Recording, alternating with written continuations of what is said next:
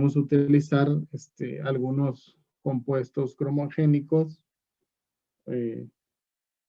Podemos usar sondas unidas a biotina y después se pueden tratar con streptavidina. Y bueno, ya después se pone un anticuerpo antistreptavidina que va conjugado a fosfatasa alcalina o a peroxidasa de rábano, y ya se pone un sustrato y se obtiene una coloración. Pero con que digan que se transfieren los fragmentos de DNA a una membrana de nylon y se revela la membrana en una placa radiográfica, es suficiente. Ok, entonces primero es la electroforesis, después la adición de las sondas radiactivas, después la transferencia de los fragmentos de DNA a una membrana de nylon, y finalmente el revelado de la membrana en una placa radiográfica. Ok, sí los están copiando, porque entonces viene el examen y los ponen, y eso que se los pone uno, enumere los pasos de la RFLP y luego primero me ponen el Southern Blot y al último me ponen la restricción enzimática. Bueno, vamos a continuar con el que sigue, que es BNTR, que significa Variable Number of Tandem Repeats en inglés, que es número de variables de repeticiones en tándem. ¿Qué entienden por número de variables de repeticiones en tándem? Algo ya les había mencionado el maestro Lázaro en su última clase de biología molecular aplicada a las enfermedades hereditarias, todo eso. ¿Qué son los BNTRs, jóvenes? ¿Qué es repeticiones en tándem? ¿Qué significa tándem?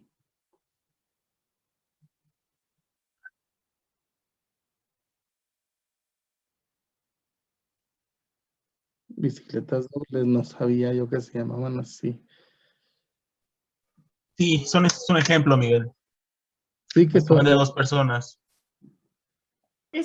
No, los tándem son una secuencia de dos bases de DNA, algo así. Bueno, eso es lo único que recuerdo. De dos. Es un grupo, ¿no? Completo. A ver, Adriana. ¿Y qué significa que esas repeticiones estén en tándem? Que estén una junto a la otra. Eso. ¿Ok?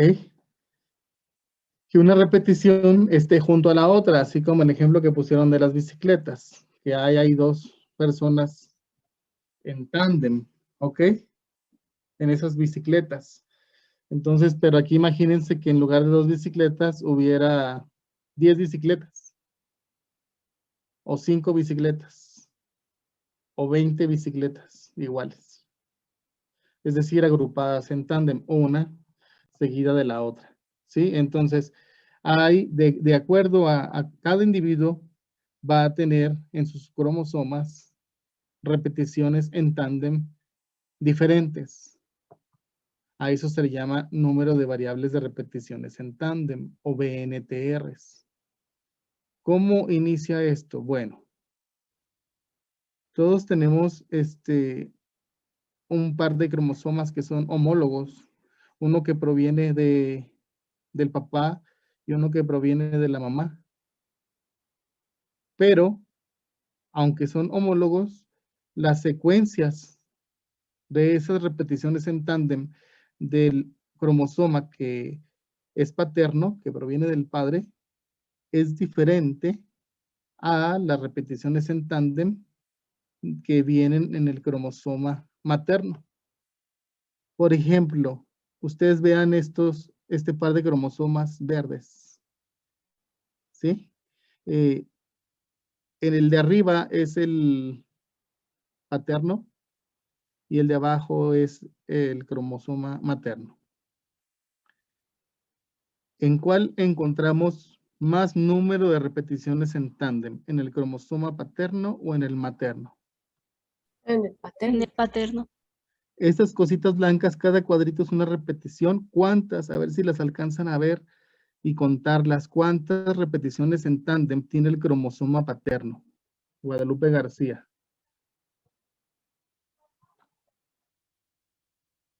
Me parece que son 12, profesor.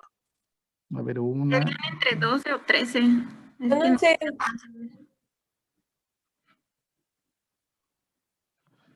12, parece que son 12, ¿ok?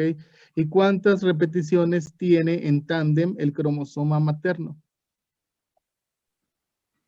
Aproximadamente 7. 7. Ajá, 7. Ok. Esas repeticiones en tándem ya son conocidas para cada cromosoma, entonces se pueden diseñar iniciadores o primers o cebadores para amplificar estas repeticiones en tándem. ¿Ok? Entonces, los primers, cuando yo haga la PCR con el cromosoma, del cromosoma paterno voy a obtener una banda y del cromosoma materno voy a obtener otra banda. La voy a separar los productos de la PCR en un gel mediante electroforesis. ¿Y cuál es más largo? ¿El VNTR del cromosoma paterno o el VNTR del cromosoma materno? El paterno. El Paterno. paterno. ¿Cuántas repeticiones en tándem dijimos que tenía el paterno? Aproximadamente 12. 12. ¿Y el materno? 7. 7. ¿Cuál es más largo? El paterno. Entonces, ¿cuál va a quedar más arriba? ¿El paterno o el El materno? paterno. El paterno. Paterno. Ok. Entonces, aquí está el paterno, que es más largo, que es de 12 repeticiones en tándem, y el materno, que es de 7 repeticiones en tándem. ¿Ok? Aquí sí se hace PCR para amplificar los VNTRs, ¿ok?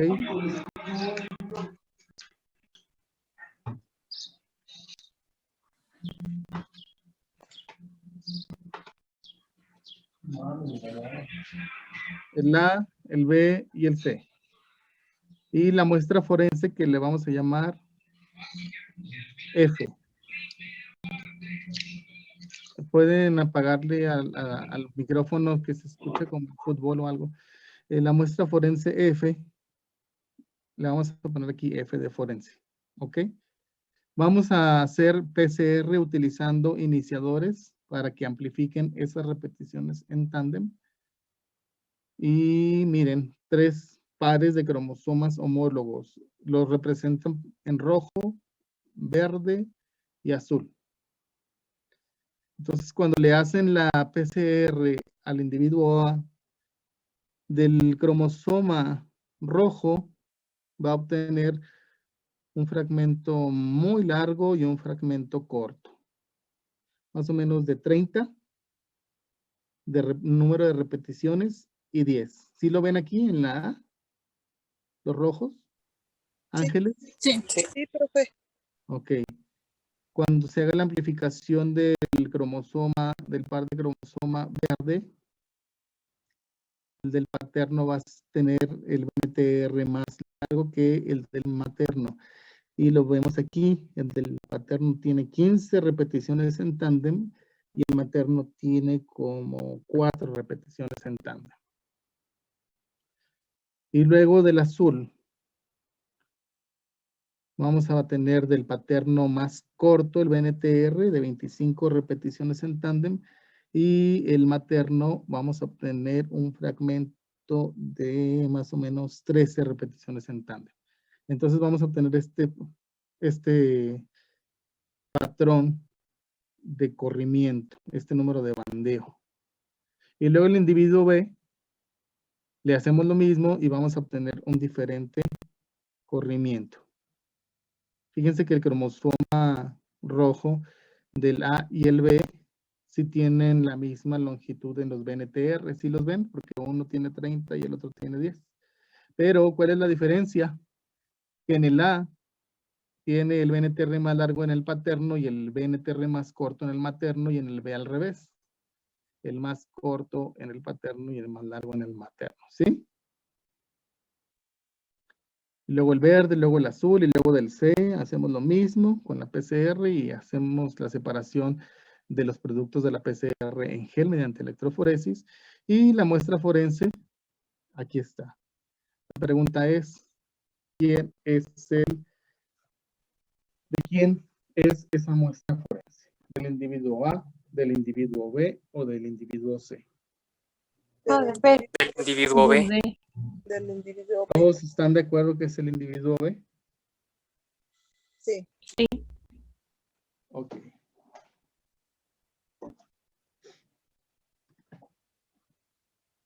Aquí está más grande, es la misma. Vean quién es, el A, el B o el C, el que es idéntico al F. El B. El B. ¿Se entiende? El BNTR.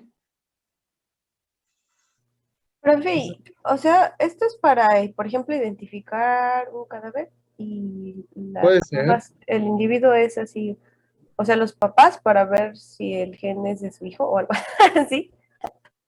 Sí, también se pueden utilizar. Eso se los dijo el maestro Lázaro en la clase de enfermedades hereditarias y todo eso.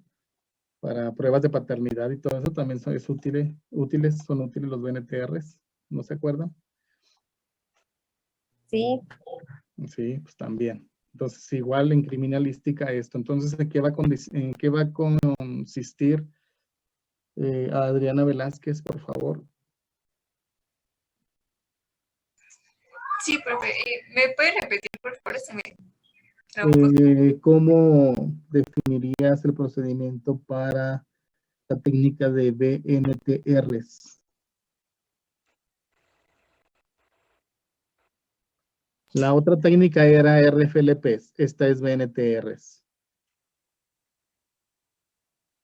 Pero, ¿quiere que le dé como el procedimiento? Sí. O- Con base a esto, tú díctame el procedimiento, dígame el procedimiento, Adriana. Al igual que RFLP, se tiene que obtener una muestra de DNA, ¿no? sí, pero bueno, yo en este caso creo que sí realizaríamos una PCR previamente. Aquí se realiza una PCR utilizando iniciadores que amplifiquen ¿qué cosa, Adriana? Pues específicamente el número de variables de repeticiones en tándem o esa secuencia. Exacto. Y luego, ¿qué se Pues hace con eso? posteriormente me parece que eso, bueno, ya los amplicones ya los podríamos pasar a una electroforesis Ujú, para determinar, pues sí, de acuerdo a la longitud. ujú. Y no sé si sea necesario pasarlo como a una membrana de nylon o si directamente se puede revelar por hay algún agente intercalante. Se puede con un agente intercalante, pero si vas a usar muchos, pues si usáramos muchos locus, muchos cromosomas o muchas muestras y fuéramos a obtener muchas bandas, cuando son muchas bandas, sí se sugiere transferirse a una membrana, pero es sugerencia, ¿ok? Dependiendo de la técnica. Pero si nada más vas a checar, como en este ejemplo, 3 pares de cromosomas homólogos, pues no es necesario porque únicamente te va a dar 6 bandas, las cuales las puedes ver perfectamente en un gel de agarosa y las puedes revelar con bromuro de tidio, que es un agente intercalante. Pero si ya vas a ver un mayor número de bandas, ahí siempre se recomienda transferir a una membrana de nitrocelulosa o nylon y ya sea que agregues ondas radioactivas y hagas el revelado de la membrana con una película radiográfica. Va a depender del número de bandas. ¿Ok? ¿Sí, Sí. Adriana? Bueno, ¿Cuál es mejor, profe, este método o el otro? es mejor BNTR. Al final lo vamos a ver porque les voy a poner una tabla comparativa. Ok. Para que la anoten y se la aprendan para el examen. Les quiero Profesor. platicar, sí. Y por ejemplo, si las muestras fueran de gemelos, ¿ahí habría un poco más de complicación? ¿O también son efectivas ambas técnicas? No, cuando son gemelos, sí se complica un poco más, pero sí hay diferencias, aunque sean gemelos idénticos. Hay algunas pequeñas diferencias en los BNTRs. pequeñas. ¿Ok? Entonces, con esas pequeñas diferencias se puede determinar cuál de los dos gemelos es el culpable. Sí se puede. O sea, los gemelos idénticos a lo largo del tiempo van generando, de acuerdo a su calidad de vida, a cómo se alimentan, a cómo se exponen al ambiente, etcétera, van cambiando, van generando mutaciones que pueden ser mutaciones, ¿cómo se llaman? Mutaciones no silenciosas en sus cromosomas que no les causan daño, y eso puede hacer diferencias en los DNPRs, ¿ok? Por ejemplo, si dos gemelos idénticos, si uno va mucho al gimnasio y se alimenta súper bien y todo, pero el otro lleva una vida sedentaria y trabaja mucho, pero en un trabajo donde hace mucho esfuerzo, mientras es decir, pero come mucho y es diabético y el otro no, entonces sí hay diferencias, ¿ok? Que a lo largo del tiempo van generando diferencias por mutaciones silenciosas, por una cosa que se llama epigenética, jóvenes. ¿Sí han oído hablar de la epigenética? ¿No? ¿No lo vieron en genética? No, profe. ¿Sí, Ángeles? Creo que nos había mencionado el profe algo de epigenética, ¿Cuál, profe? o me estoy confundiendo de clase. No, no creo que lo vi en otra clase, pero ahorita ya se me... que Bueno, son no, cambios, Sí lo vimos en esta clase. así, que son cambios hereditarios de acuerdo a la alimentación.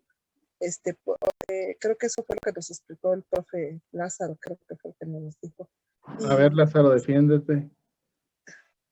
Sí fue No, sí se Lázaro. los mencioné, chicos. Cuando vimos todo eso de epigenética, les decía que hay regiones no codificantes del DNA que pueden controlar la expresión genética mediante cambios, es decir, permitiendo o no la expresión de genes que estén disponibles, que interactúen con la organización del DNA en las histonas, permitiendo la expresión o no de ciertos genes, pero estos cambios eran relacionados con la secuencia en sí, más no con procesos de regulación genética a través de factores de regulación, factores de transcripción. Aquí era regulación mediante la secuencia. Ajá. Ok. Pero sí les queda claro entonces cómo en dos gemelos idénticos sí se puede diferenciar. ¿A quién hizo la pregunta? Sí, profe, sí quedó claro, gracias. Y va a ser más difícil porque gran parte de los cromosomas son idénticos, pero debido a la epigenética, es decir, a los cambios que va sufriendo por mutaciones aleatorias a lo largo de la vida, por los diferentes modus vivendi de cada uno de los individuos, se generan esos pequeños cambios de secuencias y pueden con esos pequeños cambios identificar cuál de los dos es el culpable. Bueno, ahora para llevarlo más a la realidad de cómo lo han aplicado estas técnicas, cómo las han aplicado. No sé si alguien conozca a ese señor que fue presidente de los Estados Unidos. Bill Clinton. Ángeles, él es Bill Clinton, exactamente. ¿Recuerdas más o menos